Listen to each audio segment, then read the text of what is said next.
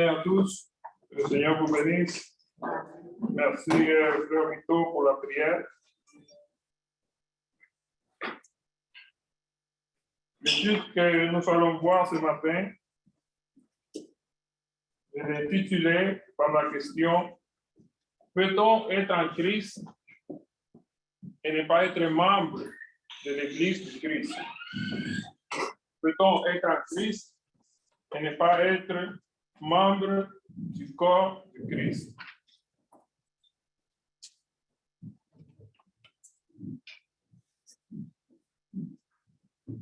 Il nous arrive souvent de rencontrer des personnes qui se disent être chrétiens, mais qui ne sont pas membres de l'Église de Christ. Soit un ami ou un collègue du travail nous présente quelqu'un en disant: voici lui ou elle, il est comme toi, il est chrétien comme toi. Très rapidement, en parlant avec la personne, on peut se rendre compte que nous ne partageons pas la même doctrine. On peut noter que cette personne, même s'il se dit être chrétien, elle n'est pas membre de l'Église du Seigneur. Elle n'est pas membre de l'Église que le Seigneur a dit qu'il bâtirait. Lorsqu'il a dit en Matthieu 16, 18, sur cette roche, je bâtirai mon Église. Sur cette pierre, je bâtirai mon Église. Pardon. Une Église. Des fois, on aimerait leur dire directement qu'ils ne sont pas dans la bonne Église, qu'ils ne font pas partie de l'Église que nous trouvons dans le Nouveau Testament.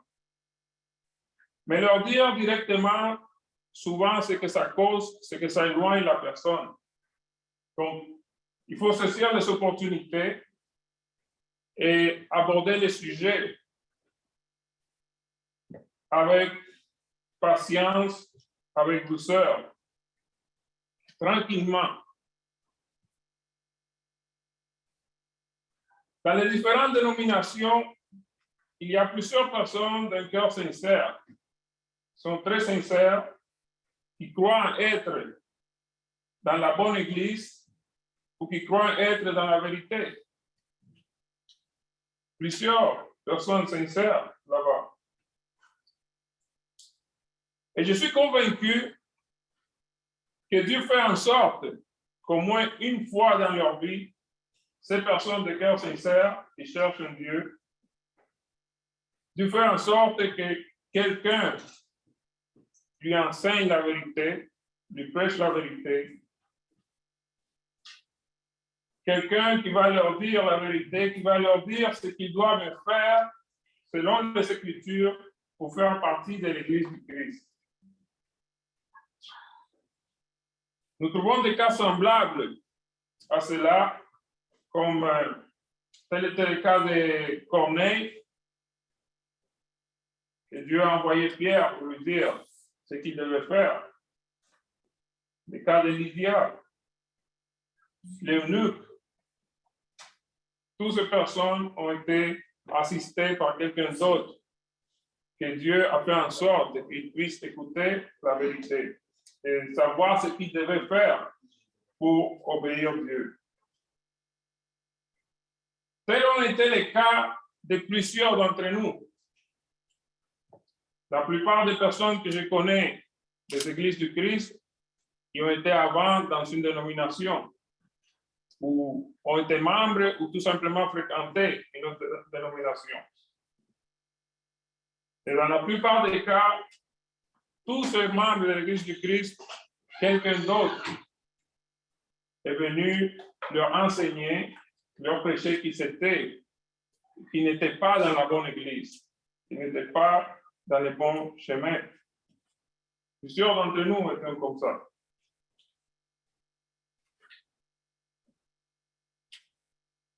Mais plusieurs autres personnes, dans la plupart, ils sont dans les dénominations à cause des belles paroles qui s'entendent là-bas, à cause des belles promesses qui s'entendent là-bas, des paroles persuasives. Le diable ne va jamais utiliser autre chose que la Bible. Il utilise la Bible et tord la parole.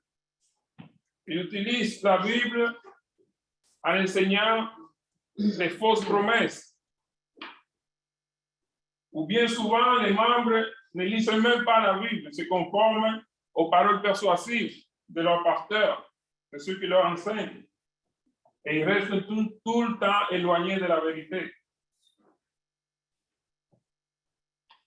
Ces gens vont là-bas parce que ce qu'ils entendent fait plaisir à leur oreille. Souvent, ils vont entendre l'évangile qui va leur promettre des biens matériels dans ce monde, ce qu'ils veulent entendre. Très difficile, ils vont entendre l'évangile qui leur montre qu'ils sont pécheurs, qu'ils sont déchus et qu'ils ont besoin de Christ. Ils ont besoin de se repentir. Tournez avec moi dans 2 Timothée 4, 3 à 4.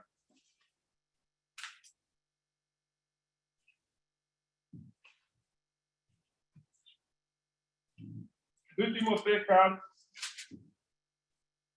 3 à 4, nous dit: car il viendra un temps où les hommes ne supporteront pas la sainte doctrine, mais ayant la démangeaison d'entendre des choses agréables, ils se donneront une foule de docteurs selon leur propre désir. Détourneront l'oreille de la vérité et se tourneront vers les fables. C'est ce qu'on voit aujourd'hui dans le monde. Des personnes qui veulent entendre des choses agréables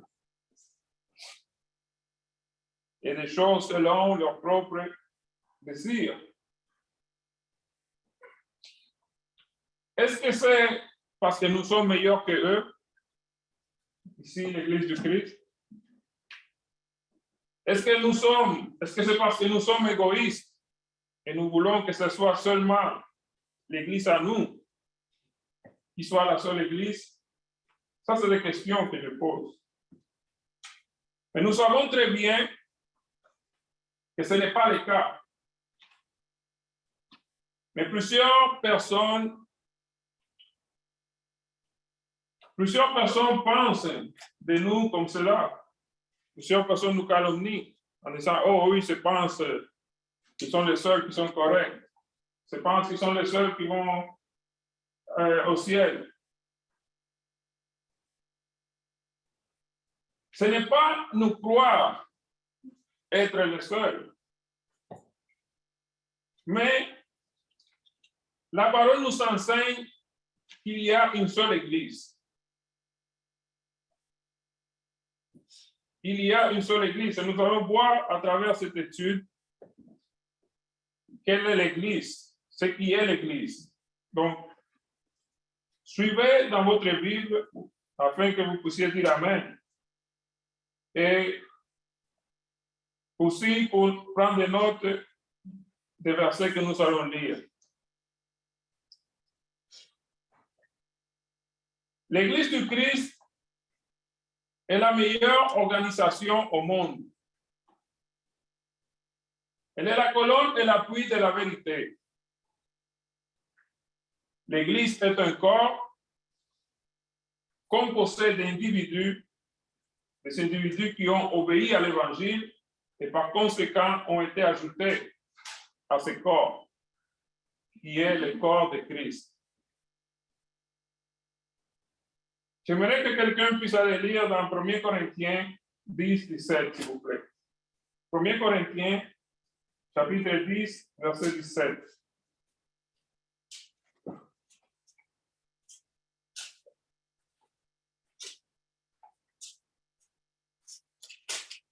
Puisqu'il y a un seul pain, nous qui sommes plusieurs, nous formons un seul corps, en nous participons tous à un même pain. Voilà.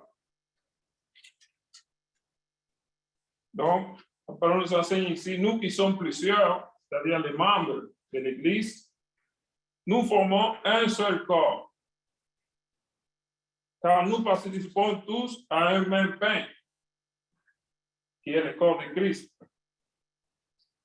Et continuez à lire avec moi. Je vais lire pour vous dans le chapitre 12, 12 à 14. 1 Corinthiens 12, 12 à 14.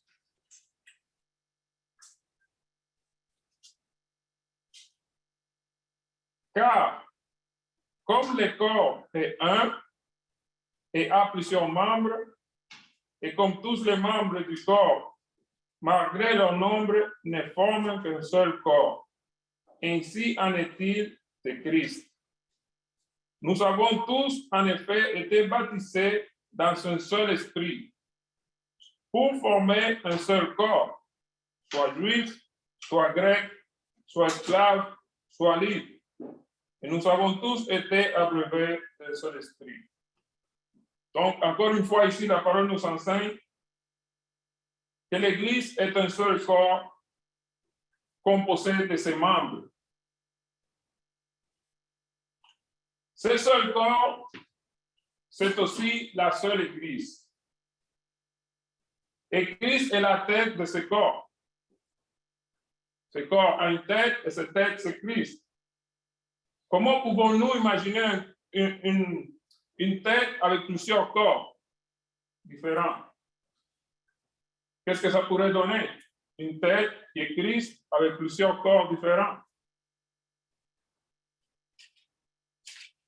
Quelqu'un, s'il vous plaît, continue à lire dans Colossiens 1, verset 18.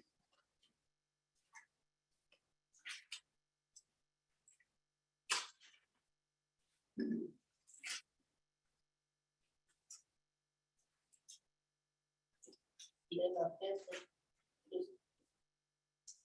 il est la tête ainsi que l'Église. Il est le commencement du premier-né dans tous les mondes, afin d'être en tout le premier. Et voilà. Christ, faisant référence à Christ, il dit ici qu'il est la tête du corps de l'Église. Est-ce que nous pouvons être la même Église ou le même corps si on a des doctrines différentes? Est-ce que cela est possible? D'être la même Église ou ce même corps avec des doctrines différentes? Est-ce que c'est possible si dans les différentes dénominations, l'entrée au salut est différente l'une de l'autre? Est-ce qu'on peut tous être le même corps?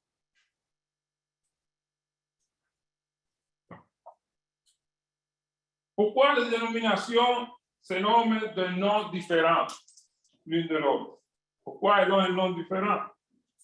C'est simple, parce que leurs enseignements ne sont pas les mêmes. On a l'église telle, l'église autre, l'église baptiste, pentecôtiste, méthodiste. L'église n'a pas un nom. L'église ne s'appelle pas baptiste, ne s'appelle pas pentecôtiste ou méthodiste ou église Ramon Torres ou encore moins église du pasteur X. Quand on dit église du Christ, on est en train de dire à qui appartient l'église, à qui appartient ce corps. Ce n'est pas le nom de l'église. Toutes ces personnes que je rencontre qui me parlent de différentes églises, souvent je leur pose 3 questions. Ces 3 questions, la première c'est qui a fondé ton église? Ils vont dire le nom du fondateur, peut-être pasteur, je ne sais pas, X, Joseph Smith. Qui lui a donné le nom? Ça c'est la deuxième question. On dit, le pasteur même lui a donné le nom. Et la troisième question, avec quelle autorité?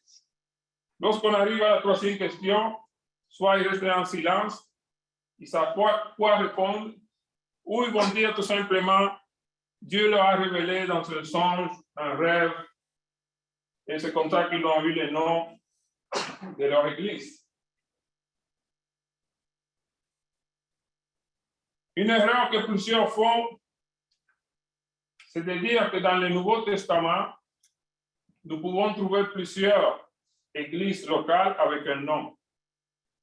Par exemple, lorsqu'on dit l'église de Philadelphie, l'église à Thyatira, l'église de Smyrne, de Pergame, etc. Ils prennent ça pour dire que ça, c'est des noms de différentes églises qui ont été donnés. Mais ce ne sont pas des noms d'églises, mais des localisations où se trouve une assemblée locale de l'église du Christ. Un endroit où se réunissent les personnes comme nous qui forment le corps de Christ.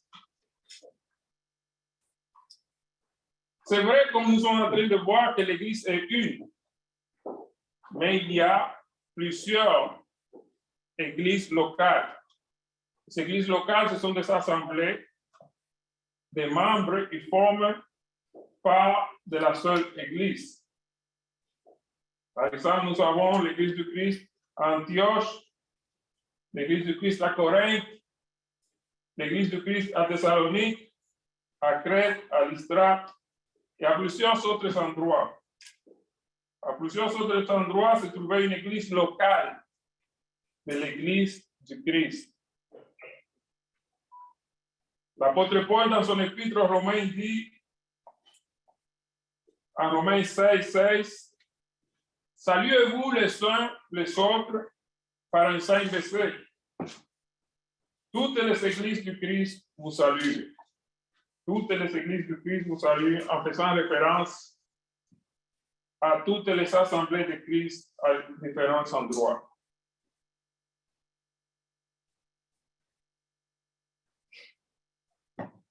Il est possible qu'une personne soit membre d'une église locale et ne pas être membre du corps du Christ. Cela est possible.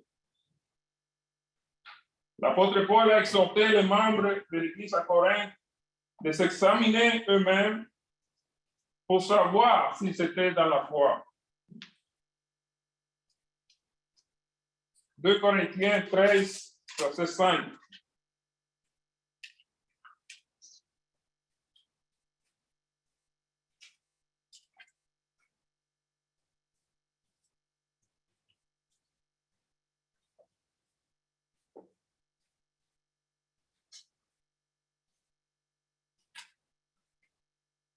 Il dit aux membres dans cette lettre, examinez-vous vous-même pour savoir si vous êtes dans la foi. Éprouvez-vous vous-même. Ne reconnaissez-vous pas que Jésus-Christ est en vous? Au moins peut-être que vous ne soyez réprouvés.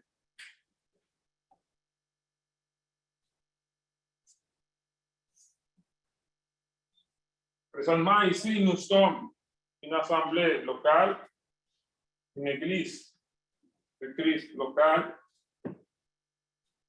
mais seulement ceux d'entre nous qui sont nés de nouveau conformément aux Écritures sont membres du corps de Christ, ont été ajoutés à l'église. Continuons à lire dans Actes 11, 25 à 26.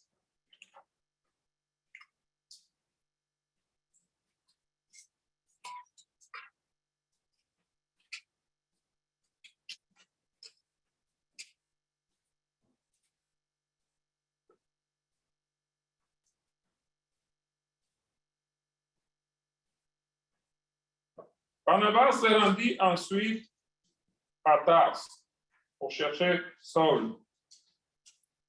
Et l'ayant trouvé, il l'amena à Antioche. Pendant toute une année, ils se réunirent aux assemblées de l'Église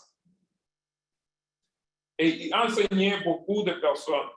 Donc, on voit ici clairement comment la parole nous enseigne qu'ils se réunissaient aux assemblées, c'est-à-dire aux églises locales, de l'Église en singulier, qui est le corps de Christ. Et il continue à dire, et il enseignait beaucoup de personnes. Ce fut à Antioche que pour la première fois, les disciples furent appelés chrétiens. Voilà pour la première fois qu'on appelle les membres de l'Église chrétiens. Ils n'ont pas un autre nom ou un deuxième nom. Nous avons le nom comme chrétiens. Nous ne sommes pas chrétiens tels, chrétiens de telle sorte, chrétiens de notre sorte. On est tout simplement chrétiens.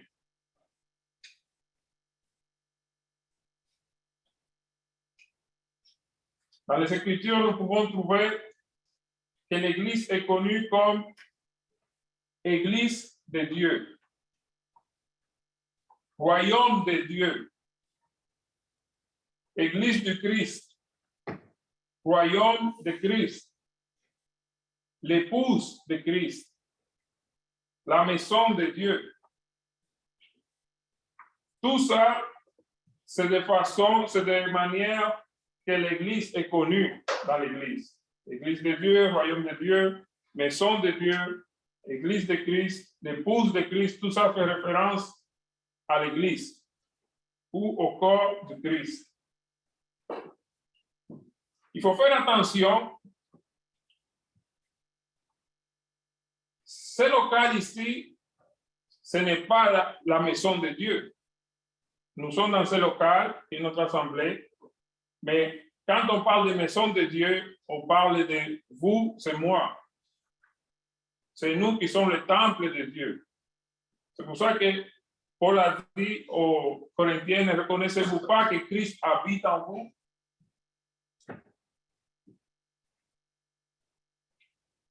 Oui, nous disons, nous allons à l'église, au local de notre assemblée. Mais l'église, ce sont nous, les membres.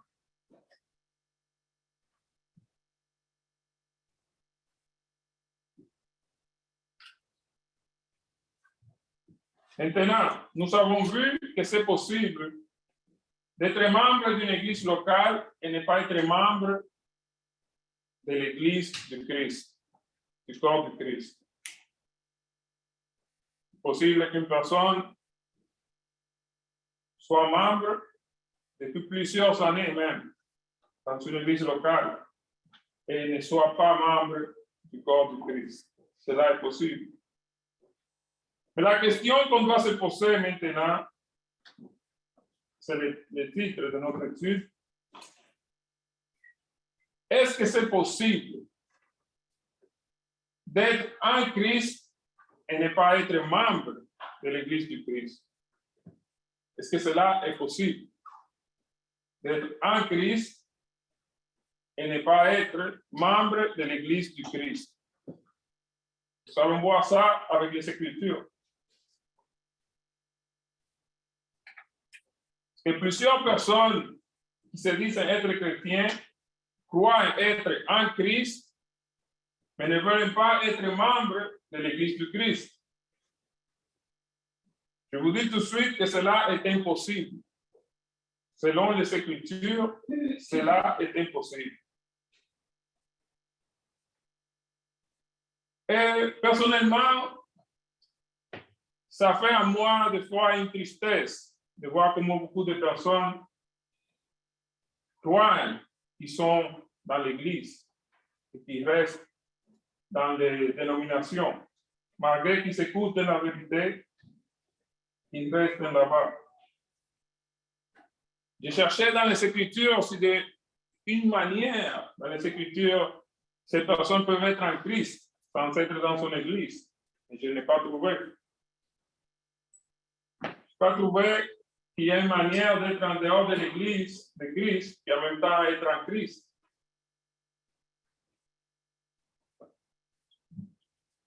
Si vous êtes en Christ, c'est que vous êtes dans le corps de Christ. Et le corps de Christ, c'est son Église.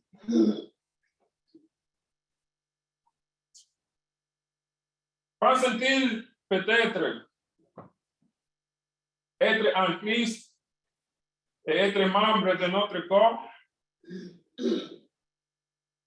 Peut-être parce qu'il n'aime pas l'Église de Christ, ou il n'aime pas ce que l'Église de Christ enseigne.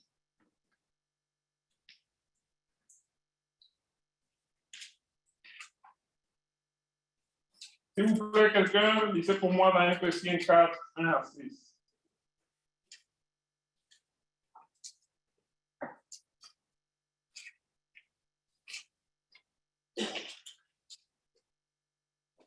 Ephésiens 4, 1 à 6. 1 à 6. Je vous exhorte donc, moi, les prisonniers dans le Seigneur, à marcher de manière digne de la vocation qui vous a été adressée, en toute humilité et douceur, avec patience, supportez vous les uns les autres avec amour, en vous efforçant de conserver l'unité de l'esprit par les liens de la paix. Il y a un seul corps et un seul esprit, comme vous aussi vous avez été appelés à une seule espérance, celle de votre vocation. Il y a un seul Seigneur, une seule foi, un seul baptême, un seul Dieu et Père de tout, qui est au-dessus de tous, parmi tous et en tous. Amen. Merci. Donc, on voit ici qu'il nous demande de nous efforcer de conserver l'unité. Comment pouvons-nous conserver l'unité avec différentes doctrines, avec différents noms, avec différentes foi, avec différents baptêmes? Cela n'est pas possible. Il nous dit au verset 4, pour qu'on puisse conserver l'unité, nous devons savoir qu'il y a un seul corps et un seul esprit.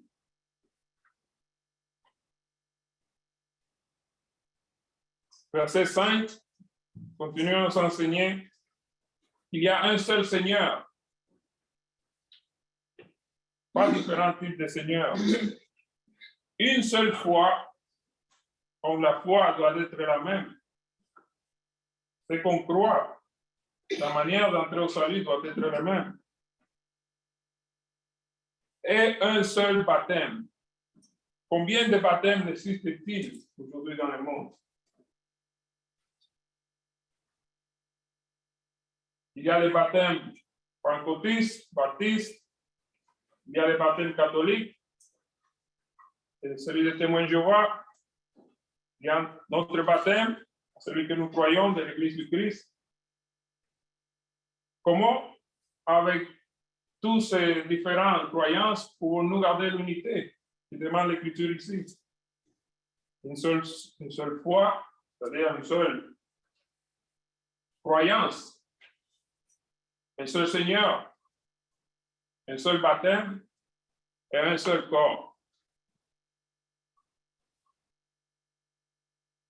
Ces enseignements peuvent être durs pour quelqu'un qui croit être dans la vérité et qui entend cela.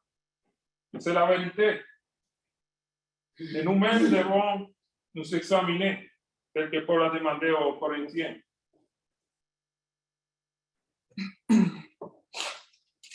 On va continuer à lire dans les mêmes livres, dans Ephésiens 1, 22 à 23. Je vais lire pour vous.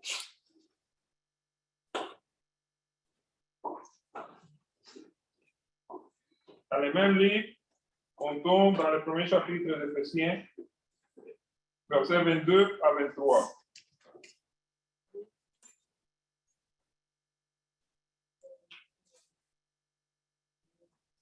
Je lis. Il a tout mis sous ses pieds, c'est-à-dire Dieu le Père sous les pieds de Christ. Et il l'a donné pour chef suprême à l'Église. Verset 23. Il a donné pour chef suprême à l'Église, qui est son corps, la plénitude de celui qui les remplit tout en tous. Qu'est-ce qui est l'Église? La parole dit ici que l'Église est le corps de Christ. Nous avons vu qu'il y a un seul corps. Donc, quand on dit Église, on est en train de dire corps. Et si on dit Église de Christ, on est en train de dire corps de Christ. Alors, comment pouvons-nous dire corps baptiste, corps pentecôtiste, corps méthodiste? Ce sont des corps différents au corps qu'on trouve dans les Écritures. Parce que corps et Église dans les Écritures, dans ce contexte, c'est la même chose. Corps de Christ, Église du Christ, c'est la même chose. Il n'y a pas corps baptiste, corps méthodiste. Ça fait un corps différent. Vous n'êtes pas dans le bon corps si vous êtes dans un de ces corps-là. Ou encore moins, on ne va pas dire corps du pasteur X. Il y a plusieurs églises qui sont comme ça. L'église du pasteur Ramon Torres. Celui-là, ce n'est pas le corps du Christ, c'est le corps du pasteur Torres. Le pasteur Torres va amener personne au ciel. Il ne viendra chercher personne. Ou corps de John Smith, fondateur de l'église baptiste. Corps de William Miller, le corps de John Wesley, et ainsi de suite. Tout ça, ce sont des corps qui ont été fondés par l'homme, que nous ne trouvons pas dans les Écritures. Pour ça, c'est important de comprendre qu'est-ce qui est l'Église.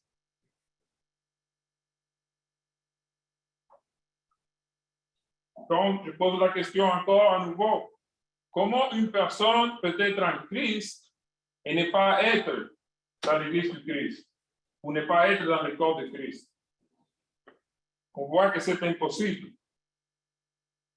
Et c'est une triste vérité, parce que la grande majorité du monde sont dans ce notre corps.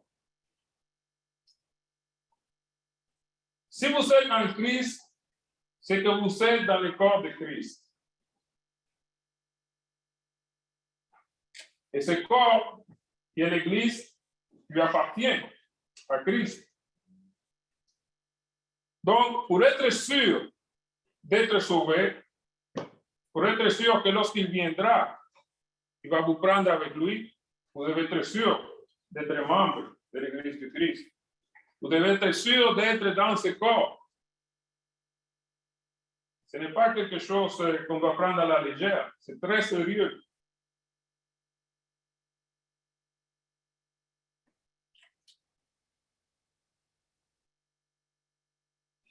C'est comme s'il dit qu'il va sauver ceux qui vont embarquer dans son bateau, un grand bateau, mais vous décidez de partir dans un petit bateau, dans plusieurs petits bateaux qui sont là, en espérant qu'il va les ramasser aussi.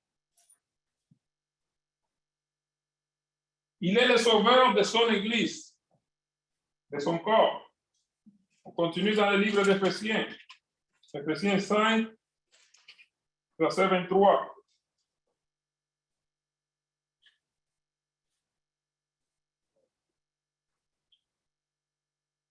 Car les maris, je vous laisse le lire, s'il vous plaît.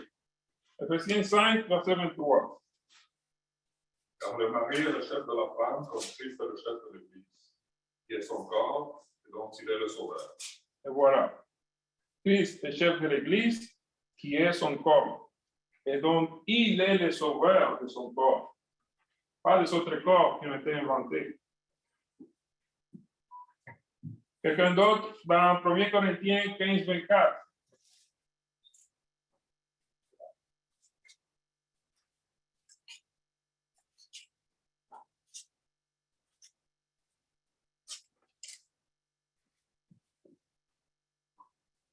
Ensuite viendra la fin, quand il remettra le royaume à celui qui est Dieu et Père, après avoir anéanti toute domination, toute autorité et puissance. Et voilà. Quand viendra la fin, qu'est-ce qu'il va remettre à Dieu le Père? nous savons que le royaume de Dieu et le royaume de Christ, c'est la même chose que l'Église de Dieu et l'Église de Christ. On parle de la même chose. Et il dit ici, ensuite viendra la fin, quand il remettra le royaume au Père, c'est-à-dire l'Église. Pour pouvoir avoir cette espérance, il faut être dans ce royaume.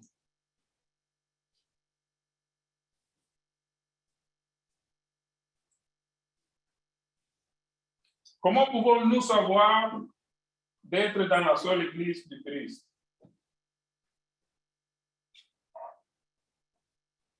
Il faut avoir tout d'abord la seule foi que nous avons vu dans Éphésiens, la foi, le seul baptême. On ne peut pas prendre des chances et prendre notre baptême en croyant peut-être par ce baptême, je vais rentrer. Peut-être par le baptême pentecôtiste, je peux rentrer au royaume. Pourquoi prendre la chance? Pourquoi ne pas rester dans la vérité?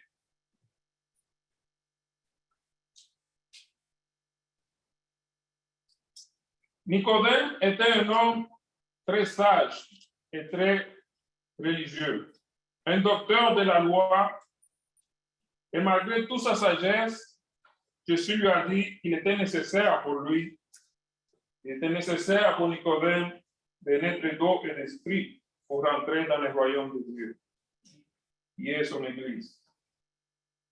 Nicodème, malgré toute ta sagesse, malgré que tu es docteur d'Israël, si tu n'es pas d'eau et d'esprit, tu ne peux pas rentrer dans le royaume de Dieu. Ceux qui naissent d'eau et d'esprit, au moment qu'ils sortent de l'eau de leur baptême, spirituellement, ils rentrent dans ce royaume, qui est l'Église. Vous passez des ténèbres à son admirable lumière.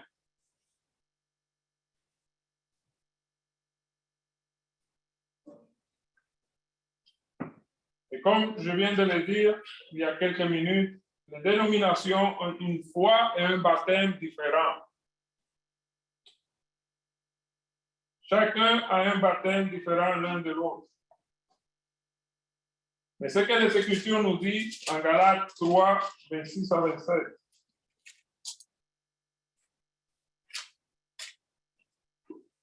On est avec moi dans Galates 3, 26 à 27.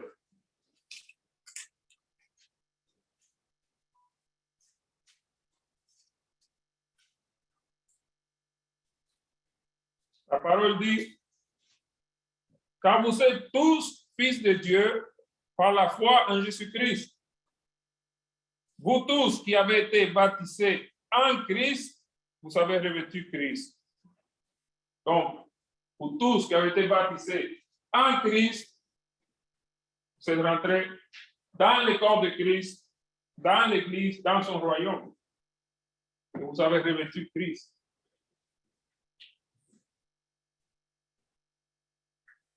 Si vous avez la même foi qui est mentionnée en Éphésiens 4, au moment de votre baptême, vous allez être ajouté en Christ, au corps de Christ qui est son Église. C'est très important d'être en Christ parce que c'est en lui que se trouve toute bénédiction spirituelle. C'est en lui que nous sommes dans son Église. C'est en lui que nous trouvons les bénédictions que Dieu nous offre spirituellement. Nous allons lire encore dans le livre d'Éphésiens, chapitre 1, 3 à 14. Éphésiens 1, 3 à 14.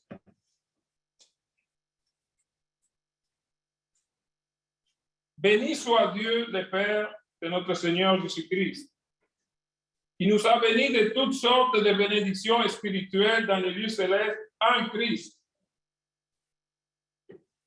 En lui, c'est-à-dire en Christ, Dieu nous a élus avant la fondation du monde pour que nous soyons saints et irrépréhensibles devant lui.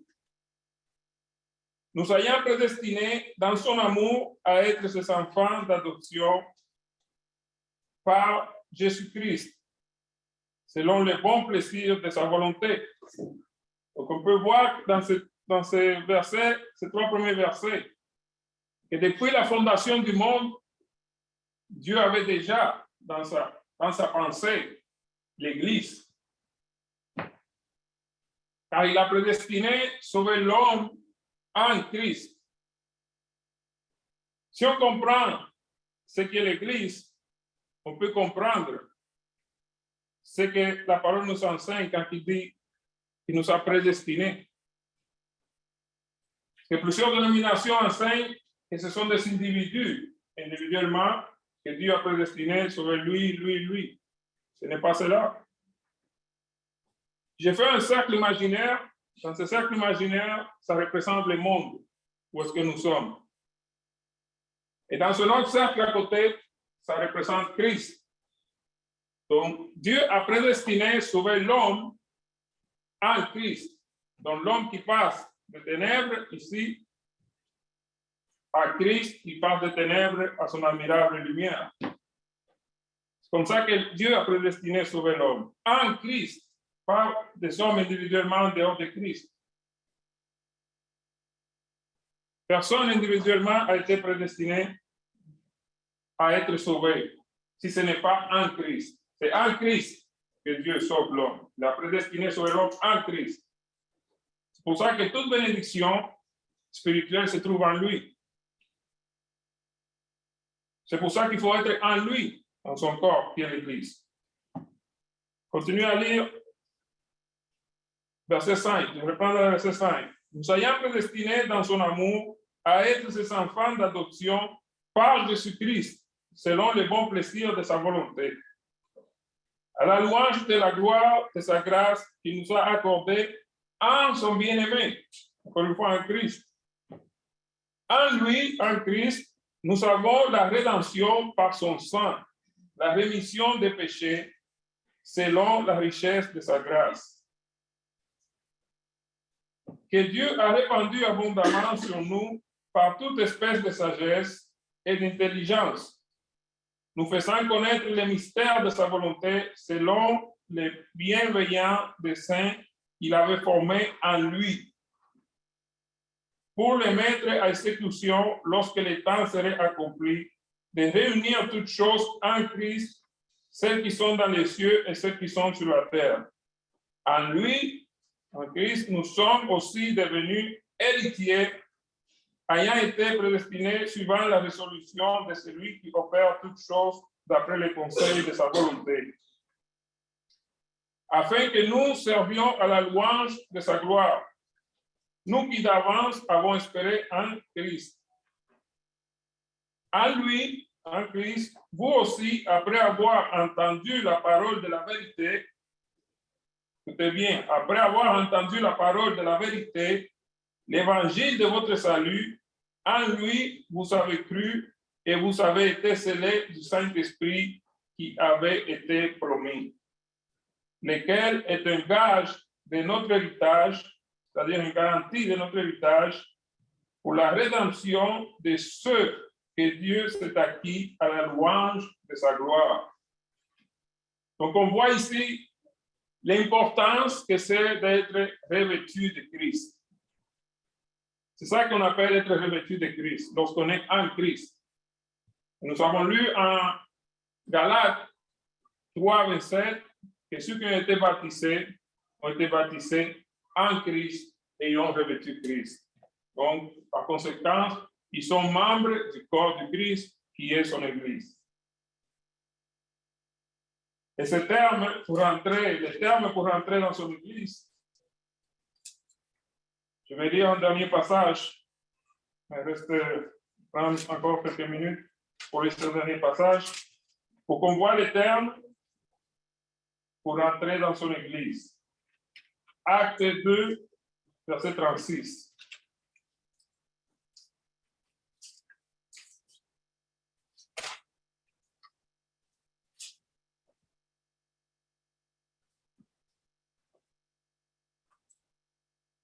Que toute la maison d'Israël sache donc avec certitude que Dieu a fait Seigneur et Christ, c'est Jésus que vous avez crucifié.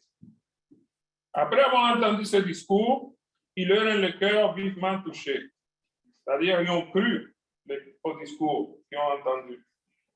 Et ils dirent à Pierre et aux autres apôtres, « Hommes frères, que ferons-nous » Pierre leur dit, « Répentez-vous et que chacun de vous soit baptisé au nom de Jésus-Christ pour le pardon de vos péchés. » Pourquoi, Pierre, devons-nous être repentis et baptisés? Il dit, pour le pardon de vos péchés, et vous recevrez les dons du Saint-Esprit. Et dans les versets 41 à 42, ceux qui acceptèrent sa parole furent baptisés. Et en ce jour-là, le nombre de disciples s'augmenta d'environ 3000 âmes. Donc, ceux qui ont accepté ce discours se sont fait baptiser, qui ont été ajoutés à l'Église. Par qui? On lit encore dans le verset 42, il persévérait dans l'enseignement des apôtres, dans la communion fraternelle, dans la fraction du pain et dans les prières. Et qu'il ajoutait dans l'Église, ceux qui acceptèrent la parole, au verset 47 dit, louant Dieu et trouvant grâce auprès de tous les peuples, et le Seigneur ajoutait chaque jour à l'Église ceux qui étaient sauvés. Donc, avec cela, je m'arrête, je laisse place s'il y a des questions ou commentaires. Nous avons encore un peu de temps.